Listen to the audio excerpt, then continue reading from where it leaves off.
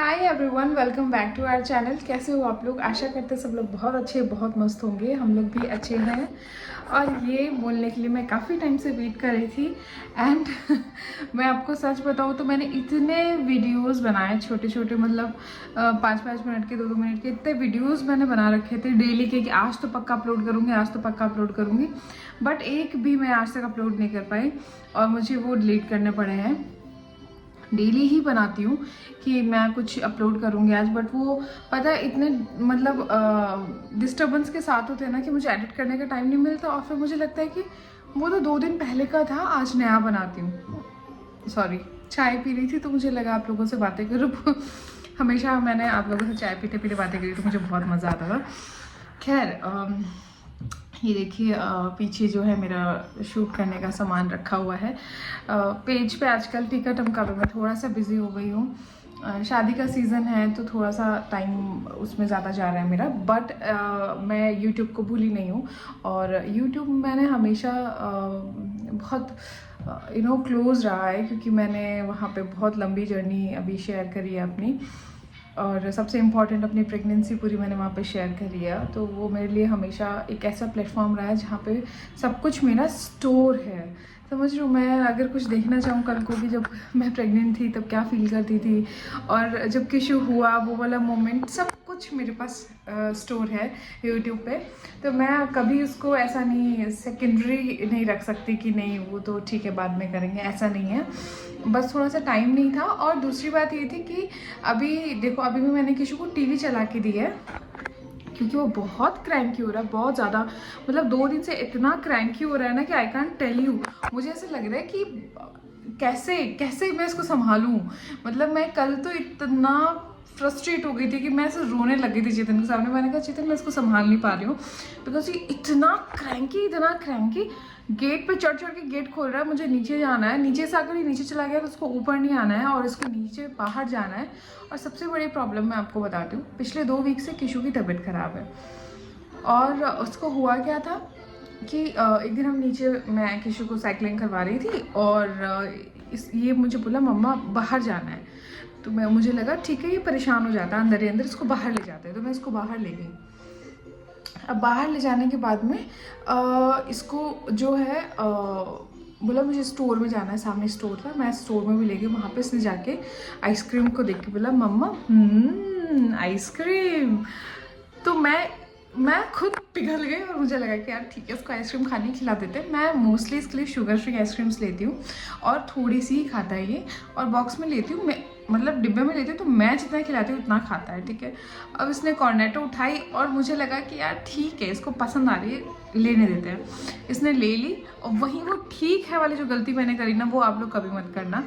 देखो क्या होता है ना, हम बच्चों को, जैसे मेरा तो मैं बताऊं कि मैं बाहर का बहुत कम इंट्रोड्यूस करवाया मैंने फूड उसको, बाहर शुगर बहुत कम दी है, तो ये चीज़ें उसको मैंने दी नहीं है, तो उसके लिए वो इम्यून नहीं हुआ है। कहीं ना कहीं मुझे लगता है कि यार ये चीज़ गलत भी है, समझ ही नहीं आता। डॉक्टर को मैंने बोला तो उन्होंने बोला कि नहीं ऐसा कोई गलत बात नहीं है।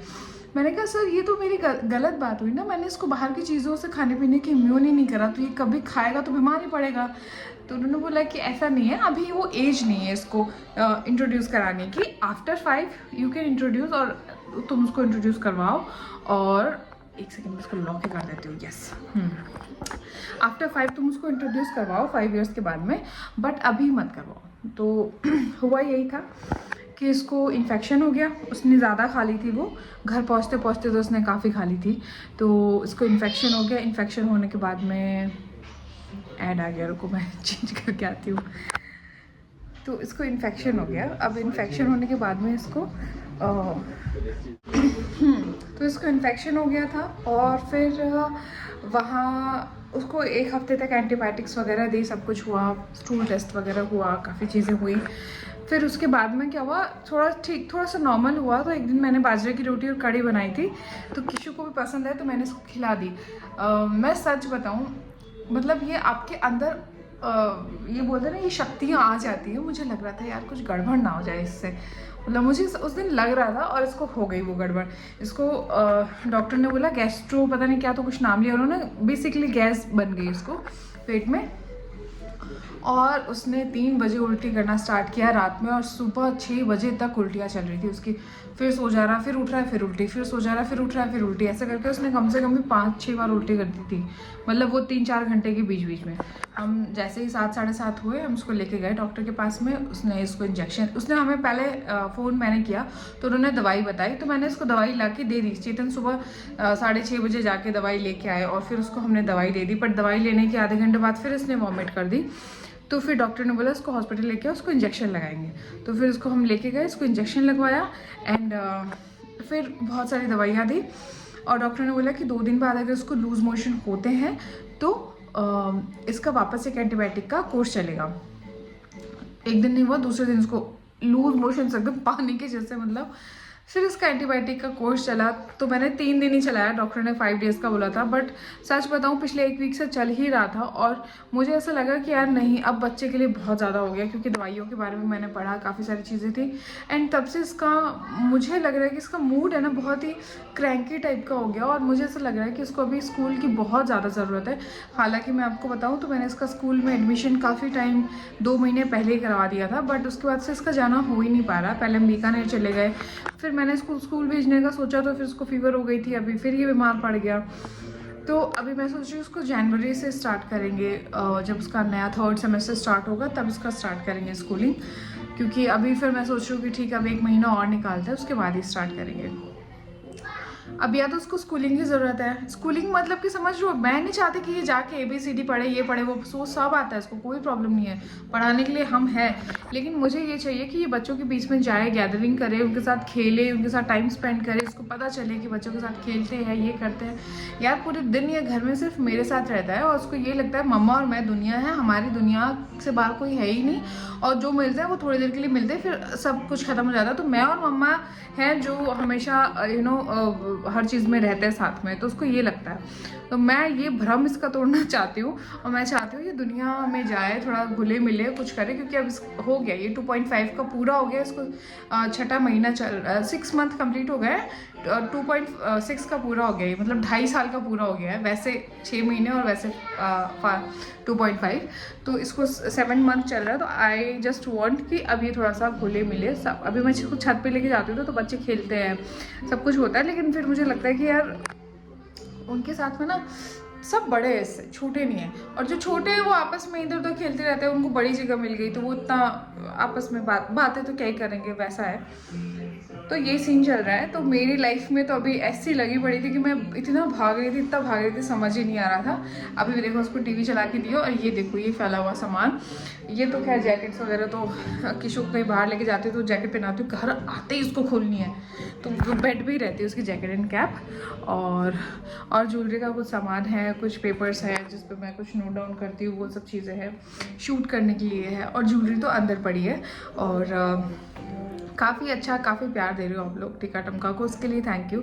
और मुझे इतने सारे मैसेजेस आ रहे हैं, मुझे इससे लग रहा है कि यार आई एम सो ब्लेस्ड। मतलब ये देखो आप कि नहीं डाल रही हूँ व्लॉग्स तो इतने सारे लोग हैं जो पूछ रहे हैं, और रोज़ पूछ रहे हैं। आज आपने बोला था आप व्लॉग डालोगे, आपने तो नहीं डाला। और मैं आपको सच बताऊँ, मतलब बाय गॉड मैं ज़ियाना के बर्थडे पे गई थी, हम लोग एक दिन में वापस आए थे वहाँ से। हम लोग ऐसे गाड़ी लेके गए थे और हम गए, फिर वहाँ से हम जिस दिन बर्थडे था उस दिन हम सुबह अर्ली मॉर्निंग 3-4 बजे निकले थे यहाँ से। शाम तक हम लोग बर्थडे सेलिब्रेट किया, और सुबह उसी दिन रात को हम 11 बजे के आसपास सो के सुबह 3 बजे वापस चल गए थे। मतलब एक दिन के अंदर हम वापस आ गए थे। और जो है मैंने शूट किया था, पूरा शूट किया था, बट मुझे एडिट करके डालने का टाइम नहीं मिला, तो मैं डाल नहीं पाई। और उस चक्कर में फिर मुझे लगा अब लेट हो गया, आप लोगों ने बर्थडे ब्लॉग देख ही लिया तो क्या डालूँ, तो इसलिए मैंने डाला नहीं। और उसके बाद भी मैंने 3-4 बार मैंने ऐसा हुआ कि मैं शूट कर चुकी हूँ कि मैं बता देती हूँ, एटलीस्ट मैं आप लोगों से बातें करके बता दूँ कि क्या कुछ चल रहा है लाइफ में, क्या किशु कैसा है। किशु के लिए इतने सारे क्वेश्चन आते हैं। किशु अब परफेक्टली फाइन है, उसकी तबीयत ठीक है, टच वुड। एंड थोड़ा सा उसका चिड़चिड़ापन हो गया है। आई डोंट नो ये स्टेज है इसकी चिड़चिड़ करने की, या फिर ये दवाइयों के एंटीबायोटिक्स की वजह से चिड़चिड़ हो गया है। बट 2-3 दिन से इतना ज़्यादा चिड़चिड़ा हो गया है कि इसको जो चीज़ चाहिए उसको वो चीज़ चाहिए ही चाहिए। अगर ये इसकी स्टेज है ना, तो आई एम वेरी स्कैर्ड कि ये कब पास होगी और ये कब ये मतलब वापस से ऐसे थोड़ा बात मानने वाला जैसा होगा। बिकॉज इसको नीचे से ऊपर लाना, लिफ्ट में सोते हुए आ रहा है, रोते हुए आ रहा है, मतलब वो मुझसे मेरे से बर्दाश्त नहीं हो पा रहा है। तो ये कुछ चल रहा है एंड बाकी मैं अपडेट आपको करती रहूँगी, क्या कुछ नया होने वाला है, क्या कुछ नया लाती हूँ मैं स्टॉक में, और पक्का कोशिश करूँगी व्लॉग्स वगैरह बनाने की, आप लोगों के साथ जुड़े रहने की। And thank you so much इतना सारा प्यार देने के लिए। बाय बाय, मिलते हैं जल्दी।